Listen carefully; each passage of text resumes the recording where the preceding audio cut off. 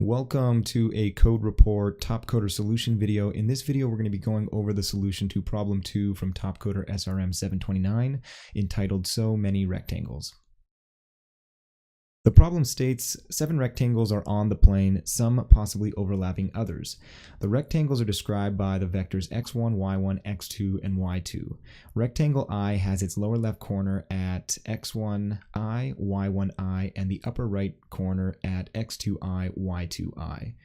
2 or more rectangles overlap if they have a common area. Meeting along an edge or a corner only is not an overlap. And the question asks, return the largest number of rectangles that overlap.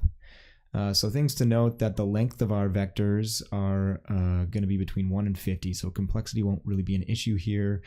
And all of our vectors are going to have the same number of elements, and all of the elements will have the values between 10 to the negative 10 to the 9 and 10 to the 9.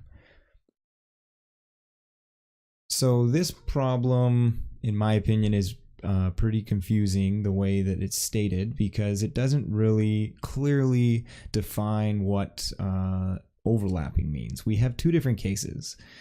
So here are two examples. One where we have 3 rectangles or squares in this case on each plane, but in one example they overlap only one of the squares, the blue square in our first example, and in our second example they're all overlapping. So it's unclear if both of these return 3, and there was some clarification given by the administrators, and it's that they all have to overlap in the same sub area. So this would only, the first example would only return 2, because even though the blue rectangle overlaps with 2 other rectangles, those 2 other rectangles don't overlap with each other, whereas this example we would have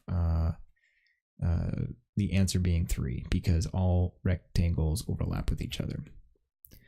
So let's look at an example. So say our input is given in our top right corner by our vectors.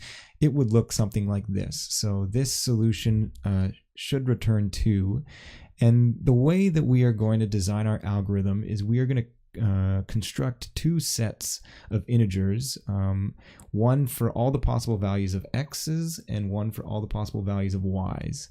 And once we do that, we can see that if we combine all of our x and y coordinates, we'll get all of the following points. And what we'll do is for each one of these points, we're going to check basically whether a square or a rectangle has that point in it. And if we can count how many rectangles are containing that point, and basically keep track of that for each point, the point that has the most number of rectangles is going to be our answer. So this isn't exactly intuitive, but let's see if we can look at maybe a less simple example to see how this works. So here we've added the yellow rectangle, and we've extended our purple rectangle so that all the points that we're generating aren't basically just one away from each other. And if we highlight which points return a non-zero value for our number of rectangles that we contain, it becomes a little bit more clear. So the ones with a red circle around them, they return 1. So you can see that the way that we're going to design it, if you have coordinates on the lower left corner that are less than or equal to your point that is constructed from x and y, it'll be included. And but for the upper right coordinates, it has to be greater than. So for this point down here and this point down here, they're both going to find the yellow rectangle and the purple rectangle respectively. But for the 2 points here, 1, 1, and 2, 2, that have a yellow ring around them, these return 2, because this one is going to find both the purple rectangle and the blue rectangle, and this coordinate is going to find the blue rectangle and the red rectangle, but not the purple one, due to the way that we're designing our sort of comparison of our points generated from the sets with our coordinates of our lower left and upper right corners of our rectangles. So let's take a look at the code.